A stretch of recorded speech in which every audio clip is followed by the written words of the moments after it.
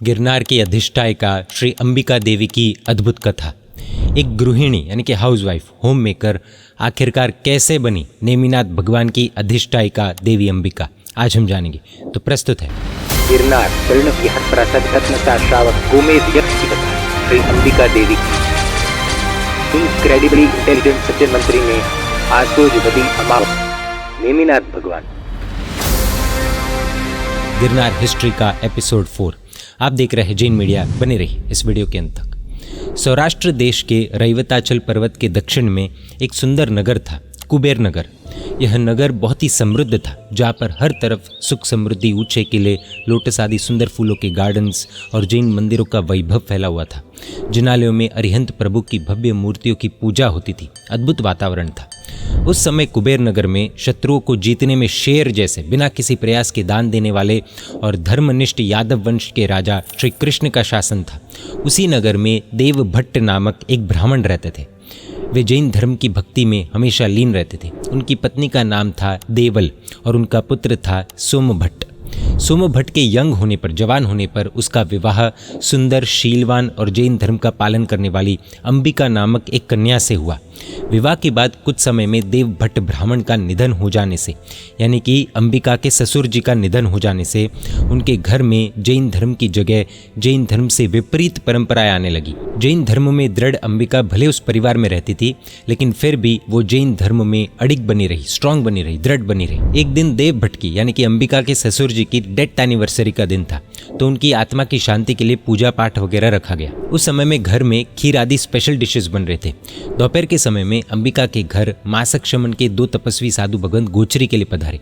Mask शमन यानी कि 30 दिन तक कंटिन्यूस उपवास, यानी कि 30 दिन तक उपवास करने के बाद नेक्स्ट डे जो पारना करना होता है उसके लिए गुरु भगवंत पधारे। वे साधु भगवंत तप और क्षमा से भरे हुए थे। उनके शांत और तेजस्वी चेहरे को देखकर अंबिका बहुत खुश हुई। उसने मन में सोचा, आज के इस पुण्य अवसर पर ऐसे पवित्र मुनियों का मेरे घर पर आना मेरे बड़े पुण्य का फल है। सासू जी भी पड़ोसी के घर गई हुई है और भोजन भी शुद्ध बना हुआ है, तो क्यों न मैं इन साधु भगवंत को गोचरी बहरा कर सुपात्र दान का अद्भुत लाभ लेकर अपना जीवन धन्य बनाऊं। अंबिका ने बहुत ही आदर और भावपूर्वक साधु भगवंतों को गोचरी के लिए विनंती की और अत्यंत आनंद के साथ तपस्वी महात्माओं को गोचरी बहराई। साधु भगवंत अंबिका को धर्म लाभ कहकर वहां से चले गए। अंबिका का दिल खुशी से भर गया और वो बार बार सोचती रही कि आज मैंने जो पुण्य कमाया है वो अमूल्य है, यानी कि प्राइसलेस है। ये पूरी घटना अंबिका की पड़ोसन ने देख ली। जेलसी यानी कि ईर्ष्या और क्रोध में उसने अंबिका को सबके सामने ताने देने शुरू कर दिए। अरे तुम्हें शर्म नहीं आई? आज डेथ एनिवर्सरी का दिन है आपके ससुर जी का, और पहले अलग अलग स्थान में भोजन देना होता है, और तुमने तो उससे पहले ही मुनियों को दान दे दिया, वो भी सरमुंडे साधुओं को। सास घर पर नहीं है इसलिए मनमानी कर रही हो। तुम्हारी इन हरकतों से तो कुल का नाम ही डूब जाएगा। पड़ोसन ने इस सारी बातों में मिर्च मसाला डालकर उसकी सासू जी को बता दिया और उसे अंबिका के खिलाफ खूब भड़काया। सासू जी अंबिका को जोर से डांटते हुए बोली, अरे मैं अभी जिंदा हूँ और तुमने मुझसे पूछे बिना ही दान दे दिया? तुझे किसने ये अधिकार दिया? तू तो कुल का नाम डुबाने वाली है। सास के इन कठोर वचनों को सुनकर अंबिका कांपने लगी, लेकिन फिर भी मर्यादा का उल्लंघन नहीं करते हुए कुछ नहीं बोली। इसी बीच उसका पति सोमभट्ट घर पर आया और उसने माँ और पड़ोसन की बातें सुनी और बिना सच्चाई जाने, बिना कुछ पूछताछ किए वो भी अंबिका को बुरी तरह डांटने लगा। अब तक अंबिका के ऊपर चारों तरफ से कठोर वचन बरस चुके थे। उसका कोई भी कसूर नहीं होते हुए भी उसकी जमकर इंसल्ट की जा रही थी। आखिरकार उसे टफ डिसीजन लेना पड़ा और उसने अपने दोनों बच्चों को लिया, एक को गोद में उठाया, एक का हाथ पकड़कर अंबिका घर छोड़कर चली गई। अंबिका का मन बहुत दुखी था। वो सोच रही थी, मैंने सास ससुर को कभी भी कोई भी दुख नहीं दिया, पति की हमेशा सेवा की, कोई भी ऐसा काम नहीं किया जिससे कुल की बदनामी हो, फिर भी आज मुझ पर इतना अन्याय क्यों? डेथ एनिवर्सरी के दिन तपस्वी महात्माओं को शुद्ध भोजन देना क्या पाप है? अरे मैं तो इस पुण्य से स्वयं का कल्याण ही करना चाहती थी और उन्होंने मुझे ही दोषी ठहरा दिया। अब मैं इस मोह के संसार को छोड़कर जिन शासन की शरण में जाऊंगी। मैं रैवतगिरी पर्वत यानी कि गिरनार जी महातीर्थ जाऊंगी और वही ध्यान और तपस्या करूंगी। दोनों बच्चों के साथ अंबिका आगे बढ़ती रही। थोड़े समय के बाद गर्मी के कारण और भूख प्यास से बच्चों की हालत बिगड़ने लगी। उसका छोटा बेटा विभंकर बार बार पानी पानी कहकर रोने लगा और बड़ा पुत्र शुभंकर भूख और थकान से बोलने लगा, माँ मुझे बहुत भूख लगी है। अपने दोनों बच्चों की यह हालत देखकर अंबिका का दिल बहुत दुखी हो गया और वो सोचने लगी, हे परमात्मा, मैं अपने बच्चों की भूख प्यास भी नहीं मिटा पा रही हूँ। मेरे जीवन में बस दुख ही दुख क्यों है? शायद मैंने पिछले जन्मों में कुछ भारी पाप किए होंगे जिनके परिणाम से आज ये सब देखना पड़ रहा है। लेकिन अब मैं हार नहीं मानूंगी और जिनेश्वर परमात्मा की शरण में ही रहूंगी। दोनों बच्चों के साथ अंबिका एक पेड़ के नीचे बैठी। कुछ समय के बाद उसे सामने एक ठंडे जल से भरा हुआ तालाब दिखा और एक आम के पेड़ की पकी डाल उसकी ओर झुक गई। अंबिका ने तुरंत बच्चों को पानी पिलाया और आम खिलाए और सोचा, इस कठिन समय में भी मुझे ये फल और पानी मिला, ये मेरे सुपात्र दान का ही फल है। इस तरफ अंबिका की सास देवल ने मुनिदान को अपवित्र मानकर भोजन के सारे बर्तन दोबारा देखने शुरू किए, चेक करने शुरू किए ताकि नया भोजन बनवाया जाए। और जैसे ही उसने बर्तनों के ढक्कन खोले तो वो हैरान रह गई, क्योंकि जिस तरह पारस के छूने से लोहा सोना बन जाता है, उसी तरह सुपात्रदान के प्रभाव से वे बर्तन सोने जैसे चमक उठे थे और भोजन अब भी पूरी तरह से भरा हुआ था। देवल को विश्वास नहीं हुआ और उसने सोचा, अरे मैंने कितनी बड़ी गलती कर दी है। जिस बहू को लक्ष्मी की तरह घर में रखना चाहिए था, उसे मैंने बिना कसूर के घर से निकाल दिया। उसी समय आकाशवाणी हुई, अरे अभागेन, अभी तो तूने अंबिका के सुपात्रदान का बस एक छोटा सा परिणाम देखा है। सुपात्रदान के फल से अंबिका इंद्र महाराजा के लिए भी पूजनीय बनेगी। ये सुनते ही देवल ने तुरंत अपने बेटे सोमभट्ट को कहा, बेटा अंबिका को ढूंढ ला, हमने उसके साथ बहुत अन्याय किया है, वो देवी के जैसी स्त्री है। अब सोमभट्ट को अपनी गलती का गहरा एहसास हुआ और वो पश्चाताप से भर गया और तुरंत अंबिका को ढूंढने के लिए नगर से बाहर जंगल की ओर चल पड़ा। कुछ दूर चलने के बाद उसने देखा कि अंबिका दोनों बच्चों के साथ एक रास्ते पर जा रही है। वो दौड़ता हुआ जोर से बोला, अंबिका रुक जाओ, मैं आ रहा हूँ।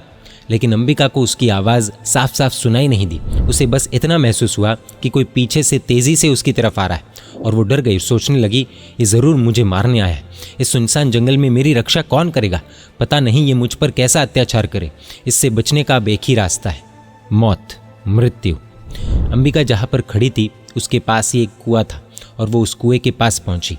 अंबिका ने मन में प्रभु की शरण ली। श्री अरिहंत भगवंत की मुझे शरण हो, श्री सिद्ध भगवंत की मुझे शरण हो, श्री साधु भगवंत की मुझे शरण हो, श्री जिन धर्म की मुझे शरण हो। फिर उसने भावपूर्वक प्रार्थना की, मुझे फिर कभी भी पाप हो ऐसे कुल में, अधर्मी स्थान या फिर मिथ्यात्व के प्रभाव में जन्म न मिले, न कभी मूर्खता, दरिद्रता, पाप का व्यापार या फिर जीव हिंसा में पड़ूं। मेरे अगले जन्म जैन धर्म का पालन करने वाले दानी, ज्ञानी, विवेकी और पुण्यात्मा कुल में हो।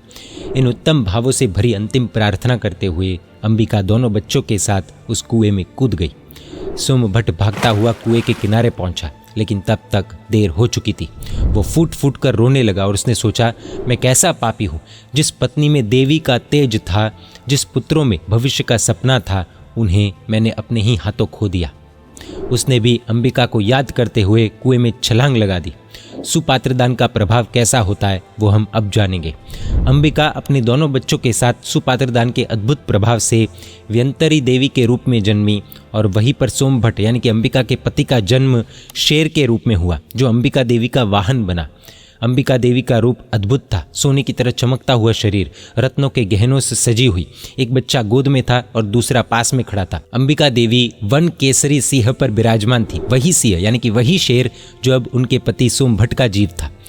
अंबिका देवी ने जैन धर्म के अनंत उपकारों को स्मरण किया और वे देवों द्वारा बनाए गए दिव्य विमान में बैठकर चारों दिशाओं को प्रकाशित करती हुई रैवतगिरी पर्वत यानी कि गिरनार महातीर्थ पहुंची। आसोजवदी अमावस्या का दिन था। सहसावन नामक सुंदर वन में श्री नेमिनाथ प्रभु को केवल ज्ञान प्राप्त हुआ था और देवों ने करोड़ों की संख्या में आकर समवसरण की रचना की। सभी जीव, देव, मनुष्य, तिर्यंच वहां पर आकर प्रभु को वंदन करके देशना सुनने के लिए बैठे। श्री नेमिनाथ प्रभु ने पहली देशना दी। धर्मो जगत बंधुर कारणेन, धर्मो जगत वत्सल आति हर्ता, क्षेमं करोस्मिन् भुवनेपि धर्मो, धर्मस्ततो भक्ति भरेण सेव्यः। यानी कि धर्म ही संसार का सबसे बड़ा हित करने वाला है, यानी कि धर्म ही सभी का सबसे बड़ा वेल विशर है। धर्म दुखों को दूर करता है, इसलिए श्रद्धा और भक्ति से धर्म को अपनाना चाहिए। प्रभु ने आगे समझाया कि धर्म एक कल्प वृक्ष है जिसका बीज है सम्यक्त्व, शाखाएं है दान, शील, तप और भाव, पत्ते है करुणा, विनम्रता और आस्तिक्य, पुष्पांकुर यानी कि फूल के बड्स है सिद्धाचल, गिरनार आदि तीर्थ सेवा, तीर्थंकर परमात्मा की पूजा, सद्गुरु भगवंतों का सत्संग और पंच परमेष्टि मंत्र यानी कि नवकार मंत्र। फूल है स्वर्ग सुख और फल है मोक्ष सुख। श्री नेमिनाथ प्रभु की देशना सुनकर सभी धर्मों में दृढ़ बने। प्रभु की देशना सुनकर वैराग्य को पाए हुए राजा पुण्यसार ने अपने हजारों सेवकों के साथ दीक्षा ली और वे नेमिनाथ प्रभु के प्रथम गणधर बने। यक्षिनी नामक राजकुमारी दीक्षा लेकर प्रभु के शासन की प्रथम साध्वी जी बनी। श्री नेमिनाथ प्रभु के चचेरे भाई यानी कि श्री कृष्ण महाराजा बलभद्र जैसे महापुरुष और उनकी पत्नियां भी श्रावक और श्राविकाएं बनी। उस समय इंद्र महाराजा ने परमात्मा की आज्ञा लेकर अंबिका देवी को श्री नेमिनाथ परमात्मा के शासन की विघ्न नाशिनी अधिष्ठायिका देवी के रूप में प्रतिष्ठित किया और जो गोमेद यक्ष पहले श्री नेमिनाथ प्रभु की वाणी से प्रभावित होकर धर्म में जगा था, उन्हें शासन का अधिष्ठायक देव बनाया गया। तो कुछ इस तरह से अंबिका एक हाउस मेकर, एक हाउस वाइफ जिसके मन में सुपात्र दान के लिए गहरी श्रद्धा और जैन धर्म के प्रति अटूट समर्पण था, वही अडिगता और समर्पण ने एक गृहिणी को, एक होम मेकर को श्री नेमिनाथ परमात्मा के शासन की अधिष्ठायिका श्री अंबिका देवी बना दिया। ये कथा हमें दो इम्पोर्टेंट चीज़ें सिखाती है कि संसार हमें गिरा सकता है लेकिन धर्म हमें ऊपर उठाने की ताकत रखता है। ये कहानी इसका जीता जागता उदाहरण है। कभी कभी देवी बनने के लिए तलवार नहीं, श्रद्धा चाहिए होती है। क्या आज हमारे अंदर हमारे धर्म के प्रति, शासन के प्रति उतनी ही अडिग श्रद्धा है? वो खुद से पूछने जैसा है। अगले एपिसोड में हम गोमेद यक्ष की कथा जानेंगे। जय जिन शासन, जय महावीर।